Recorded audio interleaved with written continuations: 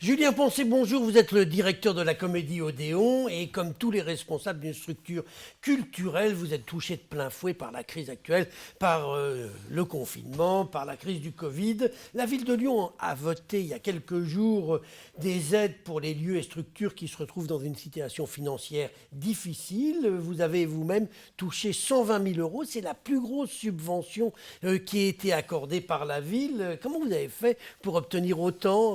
Vous êtes bien vu par les nouveaux élus de Lyon? Alors d'abord, bonjour. Bonjour. Bonjour. Alors, je n'ai rien fait de particulier, si ce n'est que de Vous avez remplir demandé. un dossier. Voilà. Comme tout le monde, nous avons rempli un dossier argumenté, à l'intérieur duquel on a décrit toute notre activité, notamment le fait que nous sommes un gros employeur d'artistes intermittents lyonnais, plus de 2800 cachets d'artistes par an pour des artistes habitant sur le territoire. Et je pense que c'est l'argument massu qui a compté dans le fait que nous avons été soutenus. Par ailleurs, évidemment, nous avons été fermés pendant 12 semaines. Nous avons rouvert cet été avec de la distanciation physique dans les salles. Donc, Mais là, en comme tous jauge les théâtres. dégradée, comme tous les théâtres. Nous avons à nouveau fermé. Nous avons plusieurs investissements que nous avons faits pour des créations qui sont parties en fumée. Tout additionné, nous avons perdu beaucoup plus d'argent que ce soutien de la ville de Lyon. Néanmoins, ce soutien est mais alors, vraiment le bienvenu et nous sommes très heureux d'avoir touché cette aide qui va ruisseler, comme on dit, sur de nombreux artistes lyonnais. Ça va vous permettre de continuer à vivre? Ça va nous permettre de Vous continuer. vous allez passer, surmonter cette période difficile? On va surmonter cette période difficile, d'abord parce qu'on en a la volonté farouche et déterminée. Oui, il faut avoir les moyens aussi. Oui, mais nous avons été interrompus d'une certaine façon en plein vol avec un projet qui fonctionnait plutôt bien, avec un projet avec du monde dans les salles, avec des spectacles en tournée. Il n'y a pas de raison qu'on n'arrive pas à redémarrer la machine.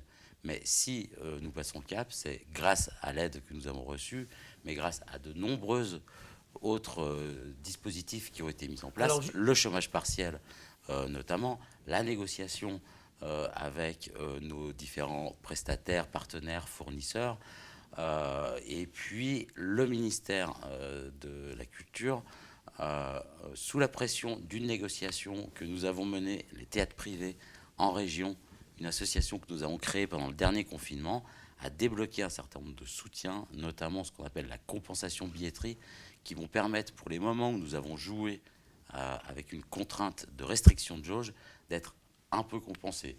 Donc très franchement, on vit dans un pays fabuleux et on sait qu'on ne pourra pas vivre sans culture. Donc même si on est angoissé, épuisé, anxieux, je suis carrément optimiste également. Julien Poncet, vous avez touché 120 000 euros de la ville. Combien vous touchez de l'État?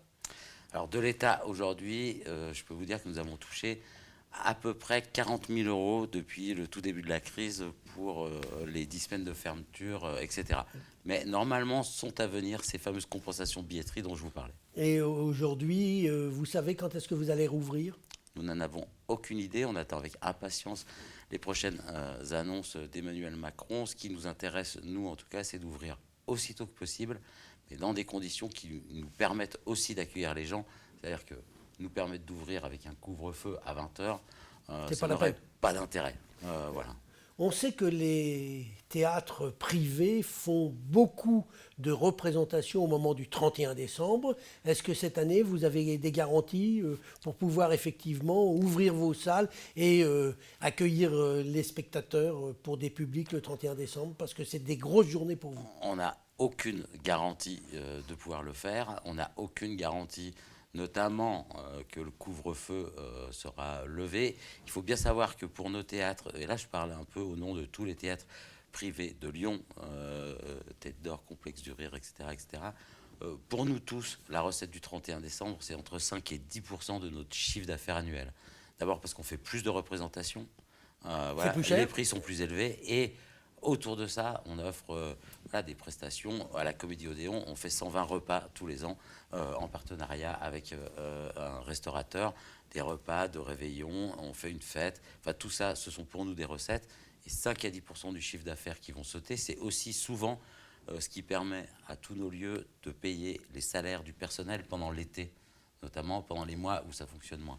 Et donc, ce 31 décembre, Voilà, on espère dans les prochaines interventions de la ministre de la Culture et du président de la République qu'on a un petit espoir de passer un moment heureux au 31 décembre.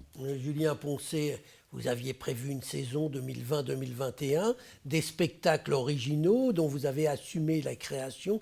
Est-ce que certains vont pouvoir être portés? Ça, c'est ma première question. Et deuxième question, les artistes qui étaient prévus, qui se sont retrouvés le bec dans l'eau, est-ce qu'ils ne vont pas finir par disparaître dans la nature en se disant je fais autre chose parce que je n'y arrive plus?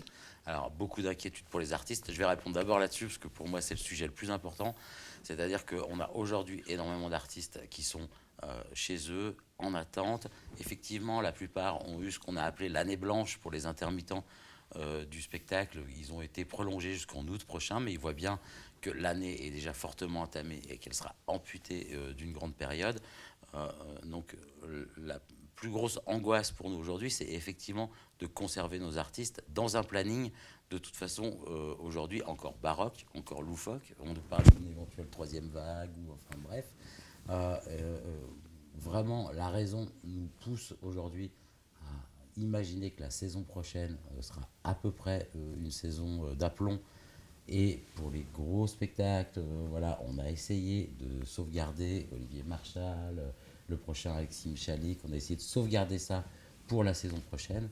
Et voilà, on va donner rendez-vous aux artistes à ce moment-là. Mais effectivement, pour eux, mais je pense aussi à tous les prestataires techniques, je pense aussi à tous les gens qui périclitent autour du théâtre et qui font la chaîne, comme ça, des acteurs culturels, y compris les restaurateurs du quartier. On en a marre. Eh bien, espérons Voilà. qu'on va vous retrouver rapidement, que vous allez pouvoir à nouveau nous accueillir pour que l'on puisse admirer, apprécier vos spectacles. Julien Poncet, je vous remercie. Merci beaucoup.